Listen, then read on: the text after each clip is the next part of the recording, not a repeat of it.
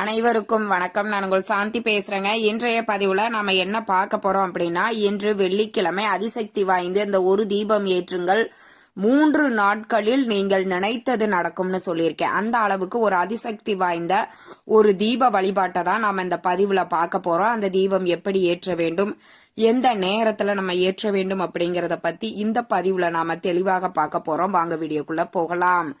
இன்றைய தினம் வெள்ளிக்கிழமை, அதுவும் வளர்பிறை வெள்ளிக்கிழமை, ஆஷாட நவராத்திரியில 2வது வெள்ளிக்கிழமை.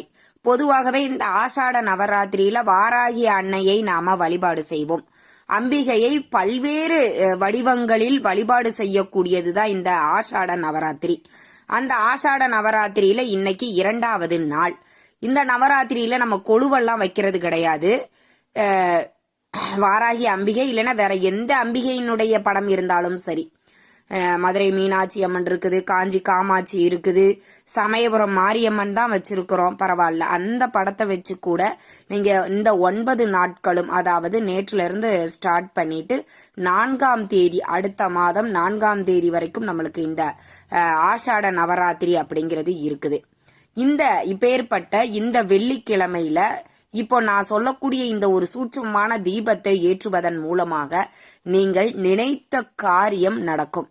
பொதுவாக நம்மளுக்கு எல்லாருக்கும் இருக்கக்கூடிய பொதுவான பிரச்சனை இந்த பண பிரச்சனை தான்.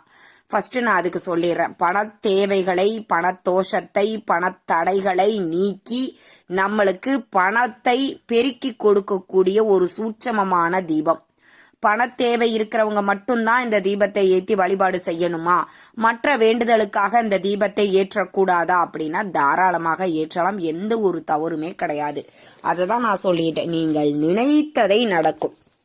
அது நீங்க பண தேவையா இருக்கலாம், இல்ல ஒரு நல்ல வேலை வேண்டும், குழந்தை பாக்கியம் வேண்டும், குடும்ப ஒற்றுமை வேண்டும், இப்படின்னு நீங்க என்ன வேணாலும் உங்களுடைய கோரிக்கைகள், வேண்டுதல்கள் எதுவாயினும் அதை அம்பிகை கிட்ட மனமுருகி பிரார்த்தனை பண்ணுங்க. நிச்சயம் அது உங்களுக்கு நடந்தே தீரும். ஏன்னா நம்ம கடவுளை எந்த ரூபத்துல பாக்குறோம்?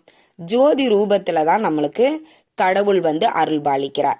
அப்ப இந்த தீபம் ஏற்றி நம்ம வழிபாடு செய்யும் பொழுது அந்த அம்பிகையினுடைய அருள் நம்மளுக்கு பரிபூர்ணமாக கிடைக்கும். பொதுவாக வீடுகள்ல நான் நிறைய சொல்லிடுவேன். இந்த தீபம் ஏற்று முறையை நான் அந்த ஒரு பதிவு கொடுத்தாலே இதை வீட்டுல ஏற்ற வேண்டுமா, கோவில்ல ஏத்தணுமா அப்படிங்கிறத நான் தெளிவா சொல்லிடுவேன். இந்த தீபத்தை நீங்க வீட்டுல ஏத்தி அம்பிகைக்கு பிடித்த, அம்பிகைக்கு உகந்த பொருட்களை வச்சு நம்ம ஏத்த போறோம். ரொம்ப ரொம்ப ரொம்ப ரொம்ப சூட்சமமான ஒரு தீபம்னே நாம சொல்லலாம். இதை இந்த வெள்ளிக்கிழமை தான் நாம ஏற்ற வேண்டுமா அப்படின்னா கிடையாது. நீங்க வரக்கூடிய வெள்ளிக்கிழமை நாட்கள்ல தாராளமாக ஏற்றி வழிபாடு செய்யலாம். இது வளர்பிறை வெள்ளிக்கிழமையாக இருக்கக்கூடியதனால, இந்த ஆஷாட நவராத்திரியில வரக்கூடிய வெள்ளிக்கிழமை இருக்கிறதுனால இந்த வெள்ளிக்கிழமையில நம்ம ஏத்தும் பொழுது கூடுதல் நம்மளுக்கு சிறப்பாக, கூடுதல் பலன் நம்மளுக்கு கிடைக்கும். கூடுதல் சிறப்பான வழிபாடுகளையும் நம்ம மேற்கொள்ளலாம். பொதுவாகவே பார்த்தீங்கன்னா தினந்தோறும் பூஜை செய்யாதவர்கள் கூட வெள்ளிக்கிழமை அன்று கண்டிப்பா வழிபாடுகள் செய்வாங்க. அப்படி இந்த வெள்ளிக்கிழமை ரொம்ப விசேஷம்.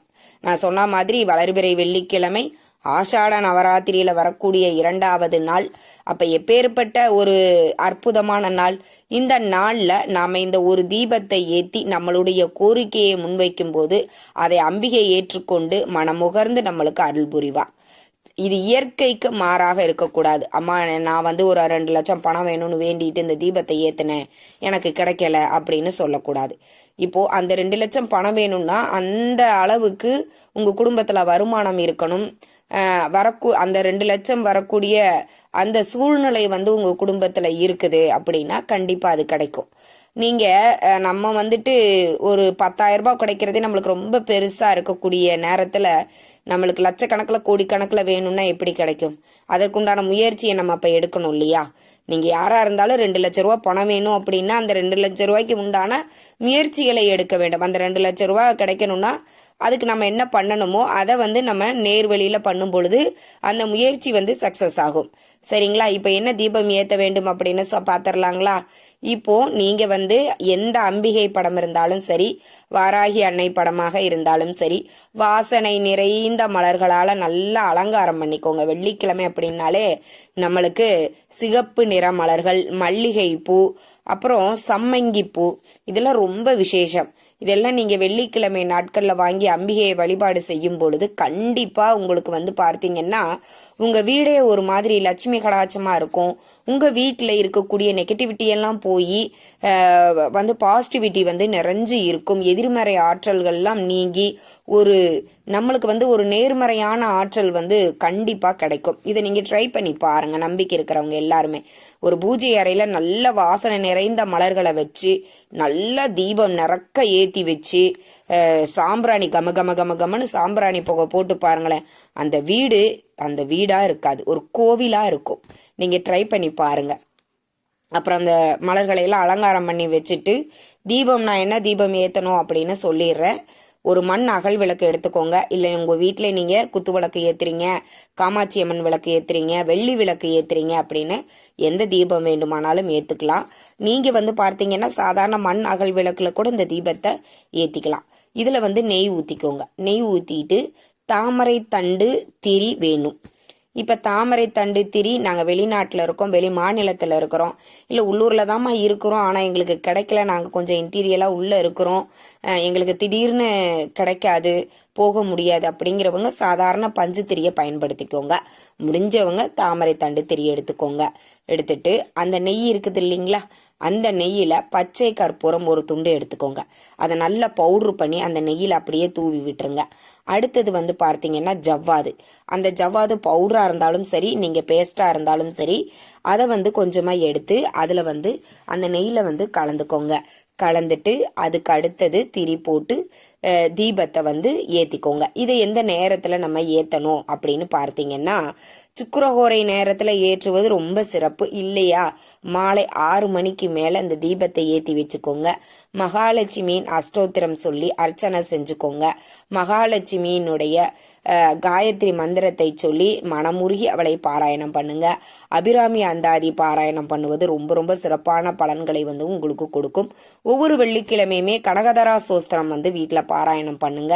அது இன்னும் உங்களுக்கு செல்வ வளத்தை அதிகப்படுத்தும். அடுத்தது தீபதூப ஆராதனை எல்லாம் காட்டுங்க. நெய்வேத்தியமாக இனிப்பு வகையில வச்சுக்கோங்க. தீபதூப ஆராதனை எல்லாம் காட்டி உங்களுடைய பூஜையை நீங்க நிறைவு செய்து கொள்ளுங்கள். கண்டிப்பா இந்த வெள்ளிக்கிழமையில இந்த மாதிரி நீங்க செஞ்சு பாருங்க. இந்த பச்சை கற்பூரமும் ஜவ்வாதும் என்ன பண்ணும் அப்படின்னா இதனுடைய நறுமணம் அந்த வீடு முழுவதும் உங்களுக்கு பரவி பண வரவை அதிகப்படுத்தும், வருமானத்தை அதிகரிக்கும். அதனாலதான் இந்த 2 பொருளுமே பணவசியத்துக்கு உண்டான பணத்தை ஈர்க்கும் சக்தி கொண்டது. அப்ப இந்த 2 பொருளை வச்சு நம்ம தீபம் ஏத்தணும்னு வச்சுக்கோங்களேன், கண்டிப்பா அந்த இடத்துல மகாலட்சுமி இருப்பாள். இப்ப நெய், தாமரை தண்டு திரி, பச்சை கற்பூரம், ஜவ்வாது, இது எல்லாமே வந்து பார்த்தீங்கன்னா மகாலட்சுமிக்கு உகந்த பொருள். இந்த பொருள் எங்கெல்லாம் இருக்குதோ அங்க மகாலட்சுமி இருப்பாள். மகாலட்சுமி இருக்கக்கூடிய இடத்துல கண்டிப்பா செல்வ வளத்திற்கு பஞ்சமே இருக்காது. கண்டிப்பா இன்ற நாள் இந்த தீபத்தை நீங்க ஏத்தி பாருங்க, நிச்சயம் உங்க வாழ்க்கையில மாற்றங்கள் ஏற்படுத்தும். இந்த தகவல் உங்களுக்கு ரொம்பவுமே பயனுள்ளதாக இருந்திருக்கும்னு நினைக்கிறேன். வீடியோ பிடிச்சிருந்தா லைக் பண்ணுங்க, ஷேர் பண்ணுங்க, கமெண்ட் பண்ணுங்க. நன்றி, வணக்கம்.